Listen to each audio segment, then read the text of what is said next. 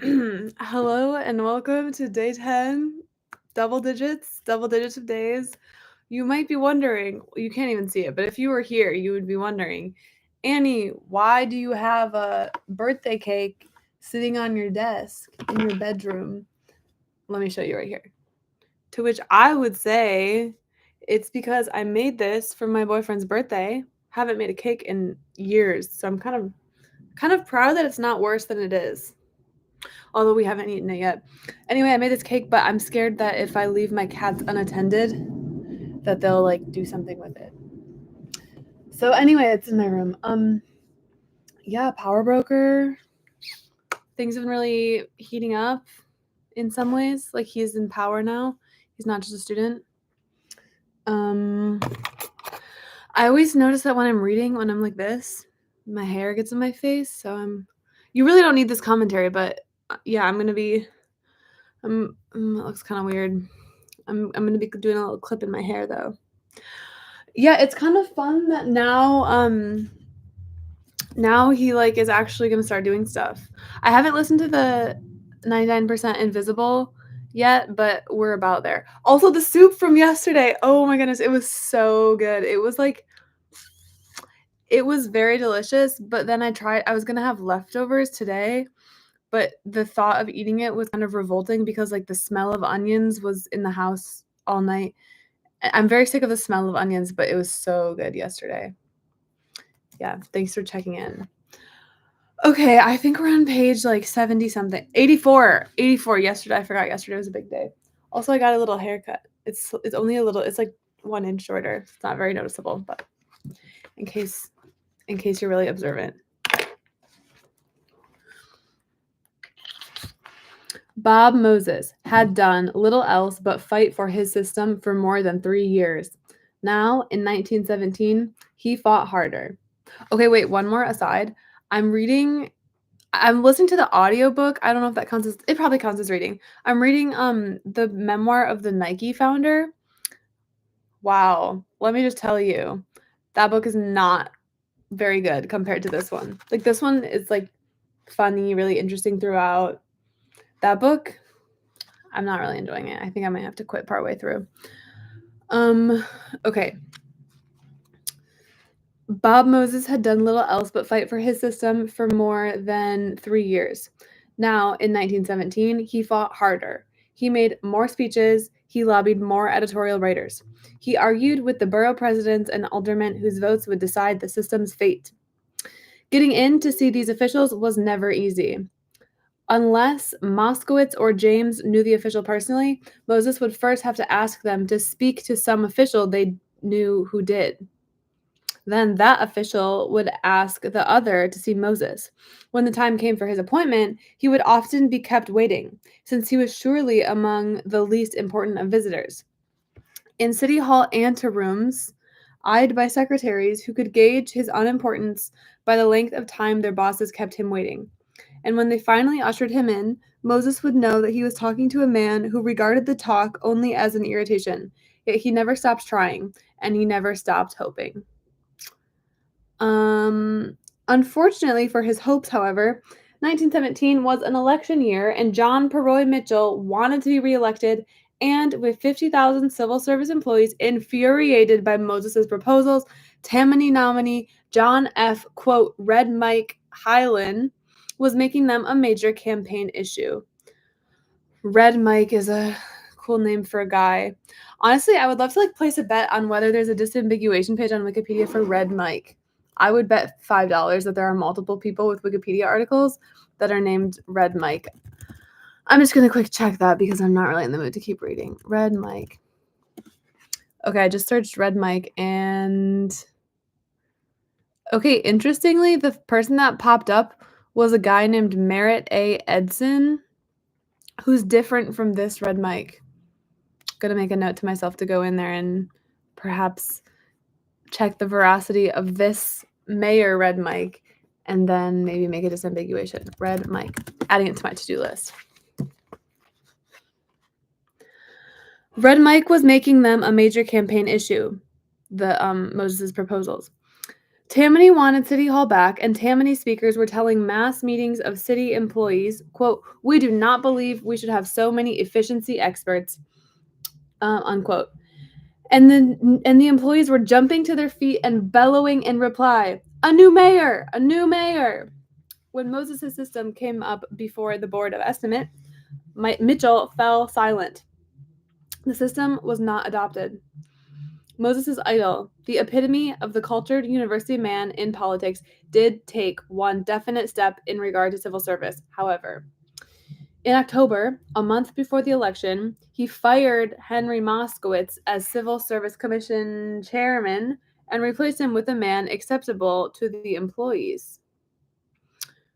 When Red Mike Highland swept into City Hall, Mitchell, who had been elected in 1913 by the largest plurality in New York's history, that's interesting, was turned out in 1917 by an even larger plurality. Progressivism in the city was dead. Quote, "We have had all the reform that we want in this city for some time to come," Highland said, and issued an order soon after taking office in 1918.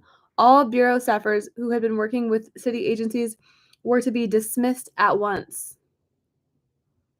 Oh, the Bureau of Estimate. That's interesting. Or the Bureau of what's it called? The bureau that Moses worked for, probably. Dead, she say. Dismissed, Moses watched as the handful of civil service innovations that represented the pathetically small accomplishment of his 4 years of effort were destroyed one by one. The meager measure of standardization that had been enacted was abolished by amendments to the 1918 budget. The few positions that had been removed from the exempt list were placed back on it. Highland's department heads ended the use of the efficiency records, the yellow form of which Moses had been so proud, were henceforth to be used, if they were used at all, as scrap paper.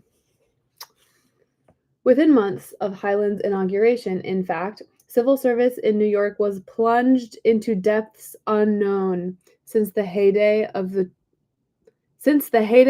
Tweed Ring 45 years before. This is once again something that Robert Caro thinks that we know about, but I don't know about the Tweed Ring.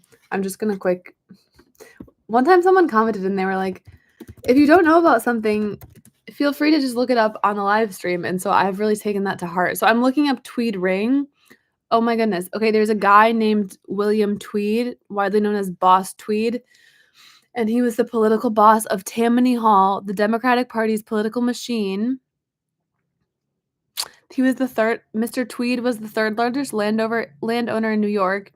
He was the director of the Erie Railroad, and he also did stuff with the Harlem Gas Light Company and the Brooklyn Bridge Company, and he was elected to the U.S. House of Representatives. Okay, so that's the Tweed Ring. Supposedly Mr. Tweed and all his friends. I'm glad if you're Googling things that I read and you find out anything interesting or not interesting, let me know. I love the chat. I really got to get better at remembering where I am. Okay, so civil service in New York was plunged into depths unknown since the heyday of the Tweed Ring 45 years before. Non-Tammany employees were forced out of their jobs by humiliating assignments and pay cuts. Hundreds of positions previously competitive were made exempt because of their exceptional and sensitive nature. The exemptions covered lifeguards, chauffeurs, and, as a final sprinkle of salt in Moses' wounds, a very highly paid special examiner to the Civil Service Commission itself. The special examiner was Frank A. Spencer, the man Moskowitz and James had fired, and whom once, in his days of optimism, Bob Moses had hoped to replace. Dun dun dun. Okay, this is like his Joker arc. Everything's going badly for him. In an attempt to help men who might try to reform civil service in other cities, Moses summed up in a speech to a political science convention certain deductions which he had made from his experiences. The main deduction was a simple one. Executive support was the essential you could not do without. Quote, when a program for standardization work is first made, he said bitterly, an effort should be made to get the persons who are responsible to pledge themselves to stand squarely behind that program. At first, in his summation, there was an attempt at the old self confident tone, but it was a sad attempt, trying to analyze the maneuvers which had bound his system in parliamentary red tape, and then, with the red tape holding it helpless, had hacked it to death. Bob Moses finally stopped and said simply, quote, it is futile to attempt to establish beyond doubt who of the many agencies involved is responsible. His dream, a dream for which he had fought with all the strength, brilliance, and purity of purpose of youth and idealism, was dead, and he couldn't even be sure who had killed it. Except I feel like we know who killed it. It was the Tammany. Wasn't it the Tammany Hall? I guess it was multiple people. The net result of all his work was nothing. There was no civil service standardization, no great highway along the Hudson, no mothers' shelters in Central Park. Intending to reform the city, he had worked hard and mastered with a supreme mastery reform's techniques. Convinced he was right, he had refused to soil the white suit of idealism with compromise. He had really believed that if his system was right, scientific, logical, fair, and if it got a hearing, the system would be adopted. In free and open encounter, would not truth prevail? And he had gotten the hearing. But Moses had failed in his calculations to give certain factors due weight. He had not sufficiently taken into account greed. He had not sufficiently taken into account self-interest. And most of all, he had not sufficiently taken into account the need for power. Science, knowledge, logic, and brilliance might be useful tools, but they didn't build highways or civil service systems. Power built highways and civil service systems. Power was what dreams needed. Not power in the hands of the dreamer himself necessarily, but power put behind the dreamer's dreams by the man. This is a crazy sentence. Power was what dreams needed. Not power in the hands of the dreamer himself necessarily, but power put behind the dreamer's dreams by the man who had it to put there. Power that he termed, quote, executive support, unquote. Neither he himself nor James or Moskowitz had had such power, and the man who did, the man on whom he had counted for support, the mayor, who was the epitome of his idealization of the public official, had not, in the final test, been willing to use his power on behalf of Bob Moses' dreams. I'll have to talk about power here. I really hope they do the titular line soon. What if it just ended at the very end with, like, had he broken power, or was he the broker of power or something? Okay. Bob Moses in 1918 was a man, not so young anymore, looking for a job. Offered an army commission as a lieutenant, he decided after some hesitation not to serve in the war. A friend, Benjamin Van Schaik, was an executive of the government's Emergency Fleet Corporation, which had recently been created to build a new American merchant fleet. And Van Schaik, who was his friend, got Moses an executive job with the corporation. But when Moses arrived in Washington, he found he had no clearly defined duties. Temper flaring, he demanded a new assignment and was sent to the huge shipbuilding works on Hog Island in the Delaware River. Too late, he realized he had made a mistake.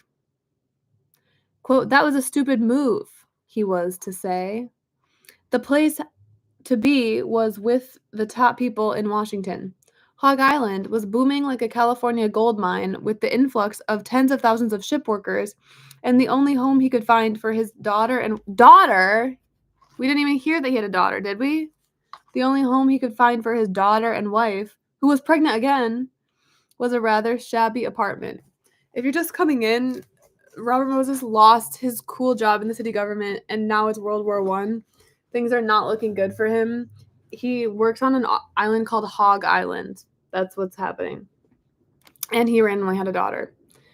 The Hog Island operation was being conducted with all the inefficiency that might be expected from a massive production effort thrown together in wartime haste. Yeah, Hog Island sounds fun. Let's go there. When Moses complained about the inefficiency, the shipyard often had scores of hulls and not a single keel to attach them to.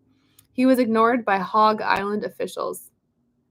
Trying to outflank the officials, he wrote a report detailing the inefficiency and proposing a complete new material procurement method, and persuaded Van Schaik to give it directly to Washington. Washington was impressed and called the local officials on the carpet. Their response was to wait until Washington's interest died down and then call Moses in and fire him. Population me. Okay, wow. So they're trying to fire him from Hog Island because he's doing the same old shit where he's like, yo, you're being inefficient. Let me tell you what to do. It's kind of. People don't really like it when you do that. Van Schaik, who quit voluntarily when he heard what had happened to his friend, procured them both executive positions at a Long Island City factory that was procuring airplane engines. But when the war ended in November, the factory was closed down. Moses had no choice. He had to go back to the Bureau of Municipal Research and ask the men he had scorned for a job. When they finally agreed to give him one, the stipend and duties attached were insultingly small. This is okay, so I guess the Bureau of Municipal Research still exists. I was getting confused. I thought that they axed it. They must have axed a different bureau. Most of Moses' contemporaries were no longer at the bureau. They had moved on to bigger things. Many, protected by civil service provisions from Highland's wrath, were deputy commissioners in New York City governmental agencies. Some were full commissioners in Philadelphia or Chicago. Some were executive secretaries of private welfare and social work agencies. Others had been hired away by reform groups in other cities to form new municipal research bureaus. Still others, like Raymond Moley, was an associate professor at Western Reserve University in Cleveland, were on university faculties. But Moses' continuing attempts to find a niche outside the bureau brought him only humiliation. One day, Moley happened to be in Cleveland City Hall. As he walked down a corridor, he saw a long line of men waiting to be interviewed for a minor municipal job. One of the men in the line was Bob Moses, and he didn't get the job. Back at the bureau, Moses graded students' papers and gave lectures. When the bureau, oh right, because it's like a learning bureau. It's crazy they made you write papers when you're on the job. When the bureau finally managed to get to place him with a government agency, the United States Food Commission, he found not only that he was going to be little more than a clerk, but that his superior would be another former bureau staffer, a man several years younger than he. And even this job shortly disappeared. His second child had just been born, and it was another daughter, Jane. Did we know that he had a daughter? I still don't remember that. Moses had desperately wanted a son, but now doctors told Mary she would be unable to have any more children. Bella kept giving the couple money, but she didn't seem to realize how much more was needed now that there were two little girls in the family. And Bob and Mary didn't like to ask for more. They were very short of money. Once Mary worriedly confided to a friend that she had owed a grocery bill for weeks and didn't know how she was going to get the money to pay it. Their apartment at West End Avenue and 87th Street was too small, and a larger one was out of the question. Okay, wait, you guys. I don't know if you were here at the very start, but I made a cake. Do you guys want to see it? I have it right next to me because I don't want my cat to scratch it, so I didn't want to leave it on the counter unattended. But this is my cake I just made. I didn't really frost the bottom that well. I'm going to do that more when I'm ready. Otherwise, I feel like it will get in the way. Thanks. I'm kind of, it's not like a perfect bakery cake, but I do think it has the charm of being homemade. Hopefully. It has so much, you know how like cakes, when they're heavy, they're better? It's really heavy. So that's a good sign. It's truly like astounding how much butter. I think I spent like $8 just on the butter for this. So it better be good. I'm very excited. It's for my boyfriend's birthday. Also, I'm almost I think it'll be good. I follow the recipe really closely. So that's what you're supposed to do. Okay, thanks. I'll tell him that you guys say happy birthday. He's watching the football game that's happening right now. The Lions, which are like my home team in Michigan, they're playing. I don't even know who they're playing, but the Lions were winning last I checked. So, okay, there's only a little bit left in this section, and then we're gonna be on to the rise to power. Exciting stuff. Oh, the Bucks. Cool. Yeah, I haven't really watched anything this season, but I'm glad it's a good game. Okay. The mood of the country, so optimistic when Moses had entered public life 5 years before, was one of pessimism and disillusionment. As clouds of discord blotted over hopes for an honorable and lasting peace, sunlight ceased to gleam on old illusions and enthusiasms. The star of the man whom Moses had idolized on the national level as he had idolized Mitchell on the local, highly educated university man Woodrow Wilson, was waning. Progressivism was all but dead. There was little talk of reform. Moses' own mood was one new to him. He seemed confused and worried. With his 30th birthday less than a month away, not only dreams but hopes had disappeared. He had been trained for work in government, but with Highland in control in New York, there was obviously no place for him in city government. He had no connections in Washington. There was a new governor in New York State, elected in an upset, Alfred E. Smith. But Smith was a Tammany man, one of the Tammany men, in fact, who had been most vociferous in scorn of Moses' civil service proposals. Moses had met Smith several years before when he had been city sheriff and had not been at all impressed by the short, paunchy Irishman with the red face, gold-filled teeth, and loud, rasping voice. Quote, "He is typical Tammany politician," he said to a friend at the time. "What can you expect from a man who wears a brown derby on the side of his head and always has a big cigar in the corner of his mouth?" Smith was the very antithesis of Moses' ideal of a politician. Whether it was really true that he had never read a book all the way through, the story was plausible. That's crazy if that's the rumor about a governor. Not only had Smith never been to a university, he had never been to a high school, and he boasted about that fact. His remark on the floor of the state assembly that his only degree was FFM for the Fulton Fish Market, where he worked as a boy, was already a legend. There seemed as little likelihood of a place for Bob Moses, for his dreams, or for himself on the state level as on the city. There seemed, in fact, to be no place anywhere for him to turn. And then, one day, Bob Moses got a call from Henry Moskowitz's wife, Belle. Section 3, The Rise to Power. I'm really not really in the mood to read today, so I think I'm going to read like 1 or 2 pages of this and then call it. I really like to think that I average 10 pages a day, but I actually average 9 pages a day. Yeah. Anyway.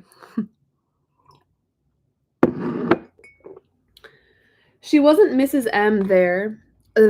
She wasn't Mrs. M then, or Mosky, or Lady Belle.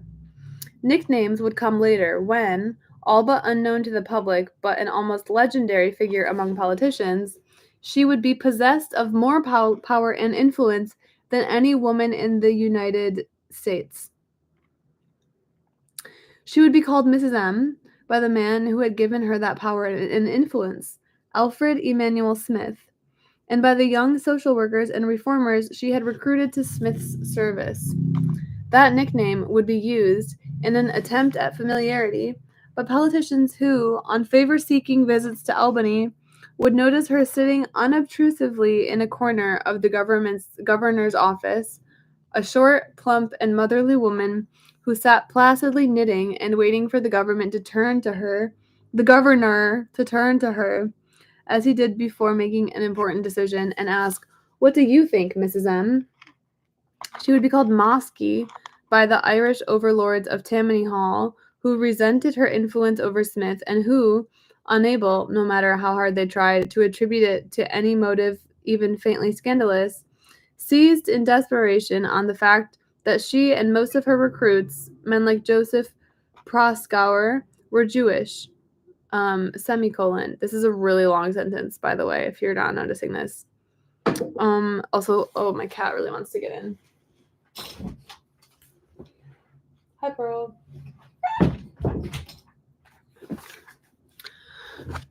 Okay. In the security of the 14th Street wigwam, they were wont to bellow an anti-Semitic ditty. That's a crazy sentence. That began with the bitter words, "Mosky and Prosky are the brains of Tammany Hall."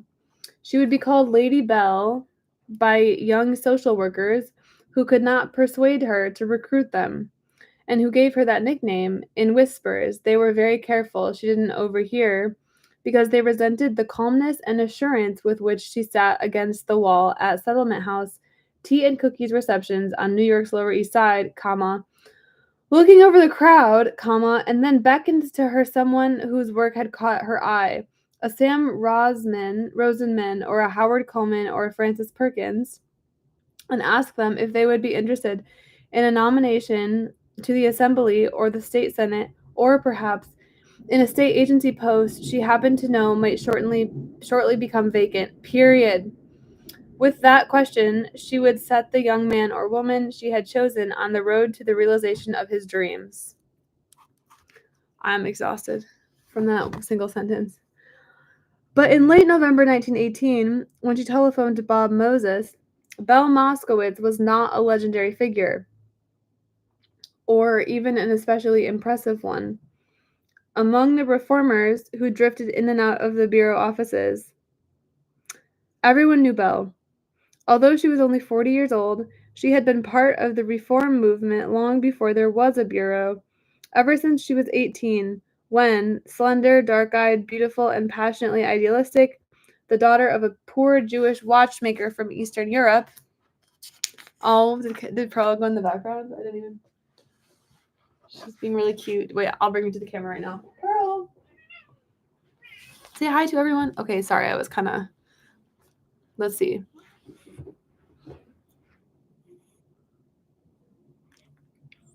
Pearl, do you like reading? Can Pearl read us a chapter? Yeah, wait. What do you think, Pearl? The next day, Mrs. Moskowitz took Moses. Okay. Wait, I got the pages wrong. Okay, so she called Bob Moses. Oh, okay. The daughter of a poor Jewish watchmaker from Eastern Europe. She had begun working at Madison and other settlement houses with immigrants even poorer than herself.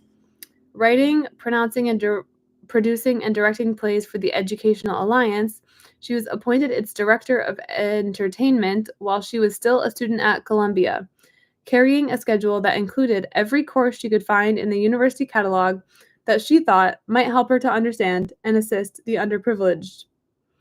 In 1903, she married one of the young men with whom she had been working at the Alliance, an artist and architect named Charles M. Israels. They had 3 children. In 1911, Israels committed suicide. In 1914, no longer a beautiful girl, but an extremely plump and plainly dressed matron, she married social worker Henry Moskowitz. Cat cameo. Dozens of reform leaders attended both weddings. Reformers regarded Belle as one of their inner circle.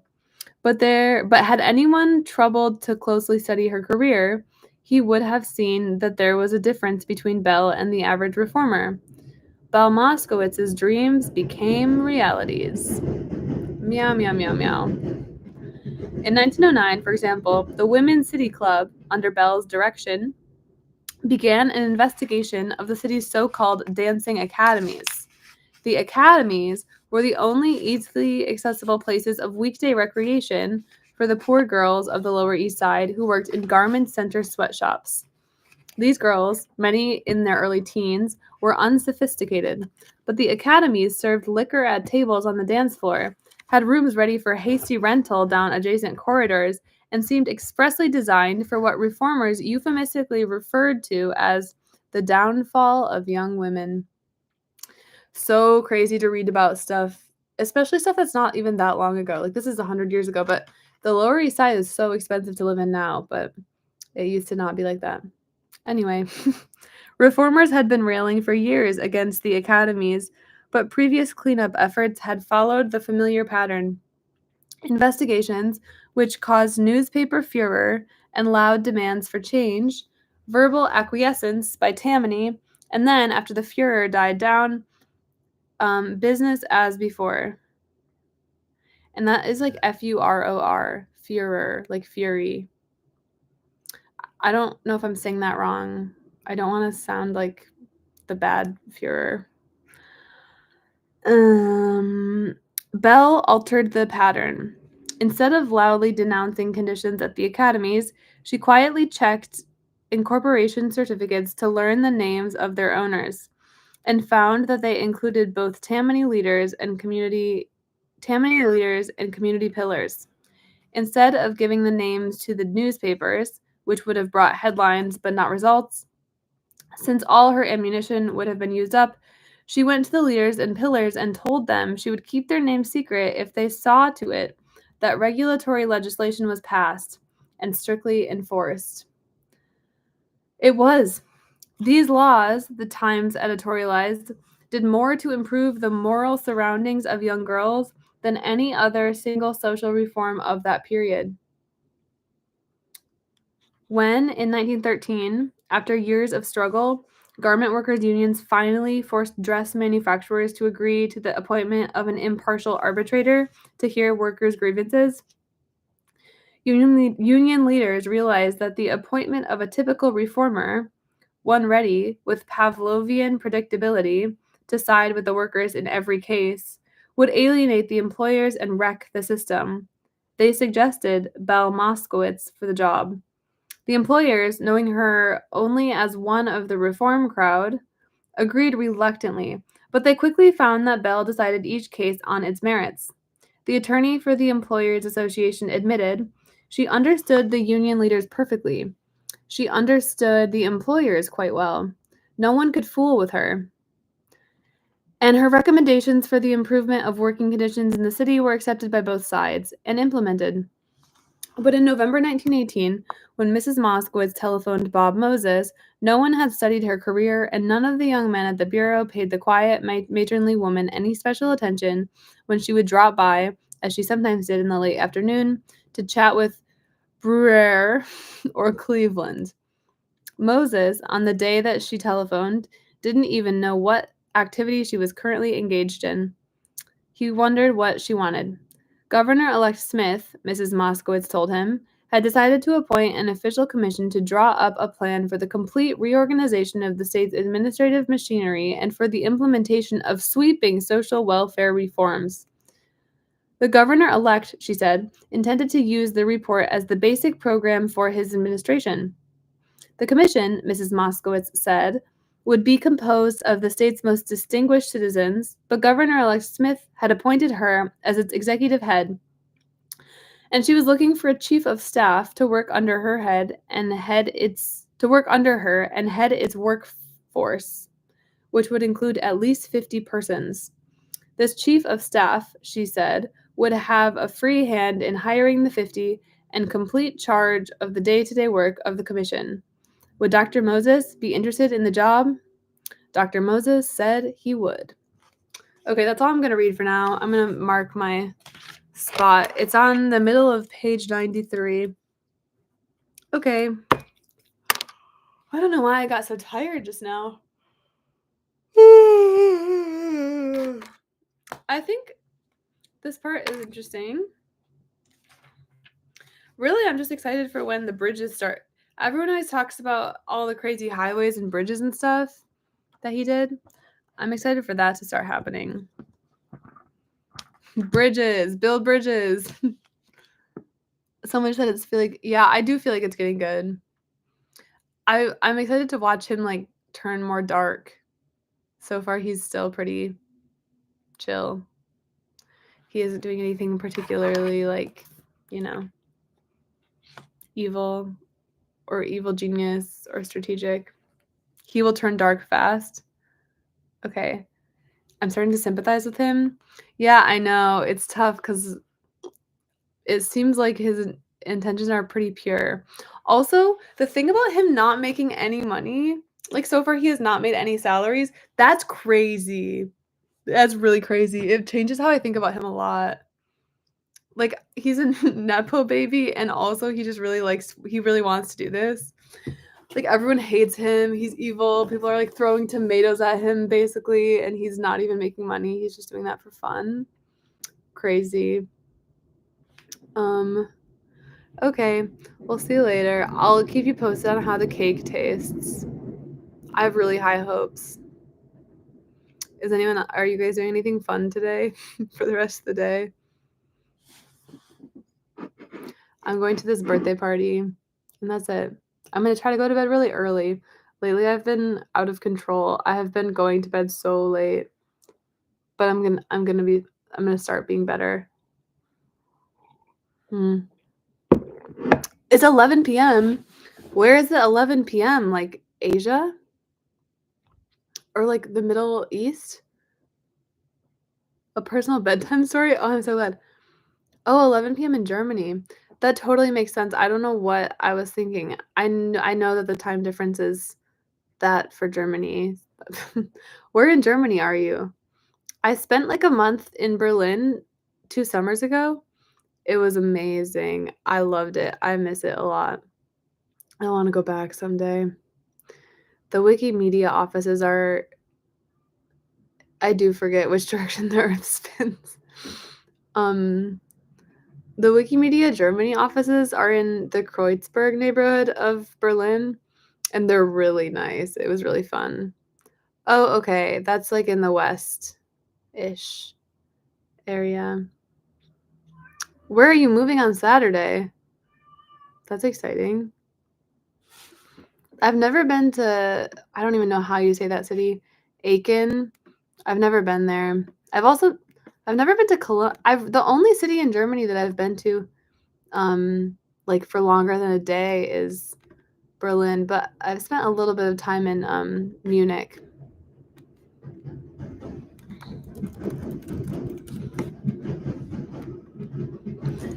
That area of like the west part of Germany, that is always really interesting to me because I have ancestors that are Frisian, and they always call themselves Dutch because they were Dutch citizens, and eventually some of them moved to Amsterdam and then obviously to the US because I'm American.